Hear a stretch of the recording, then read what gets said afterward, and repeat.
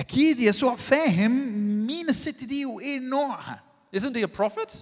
مش هو نبي؟ And he can't even discern this? حتى مش عارف يميز ده. And he's allowing her to touch his feet? وسمح لها إنها تلمس قدميه.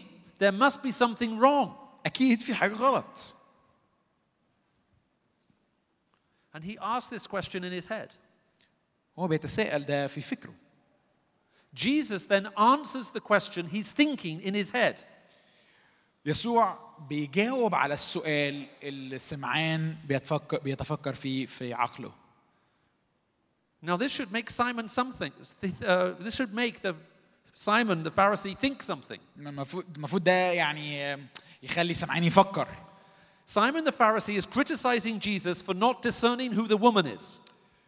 سمعان الفريسي بينتقد يسوع لأنه مش فاهم مين الست دي.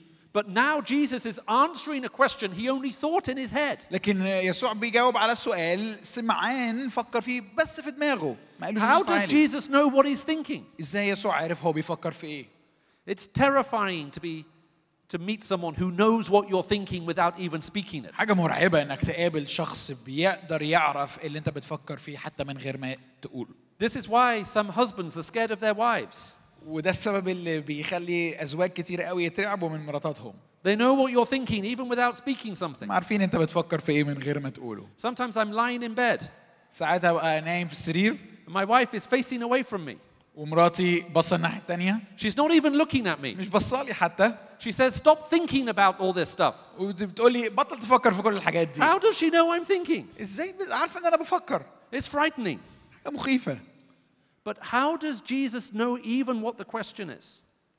بس إزاي حتى يسوع بيعرف إيه هو حتى صياغة السؤال اللي في دماغه؟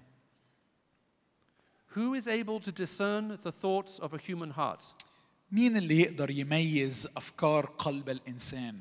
Who alone can read the human mind? من وحده يستطيع أن يقرأ عقل الإنسان. Only God can do this. فقط الله يستطيع. And Jesus says, "Okay, Simon, you have a question, I have a question for you."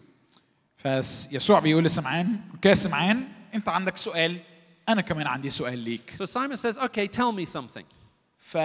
Jesus says, "Tell me something." فيسوع بيقول أوكي قول لي حاجة. 2 people owed money. شخصين كان عليهم فلوس. One owed the equivalent of 500 days' wages. That's like 2 years' wages in debt. في واحد عليه دين مساوي تقريبا لمرتب عامين عمل. Another one owed 2 months' wages. 2 months' wages, 50 days, he's in debt. واحد دين عليه 50 يوم تقريبا شهرين شغل. Neither can pay back.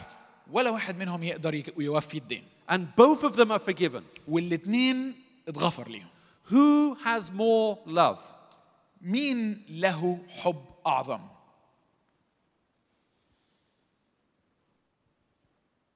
And the teacher says, I suppose the one who had the bigger debt loves the most. فجاوب الفريسي وقال أظن الحد اللي اتغفر له أكتر أو اتسامح بأكتر. And that would be true. وده صح. So Jesus says, you have judged correctly. والمسيح قال أو يسوع قال بالصواب حكمت. He's saying that is the right answer. بيقول دي هي الإجابة الصحيحة. Your discernment and judgment on this point is correct. تمييزك وحكمك في هذه النقطة صحيح. You are right in your understanding, Jesus is أنت saying. صحيح في فهمك. If you have an enormous debt and you are forgiven, you will love a lot. لو عليك دين كبير وغفر ليك هتحب كتير.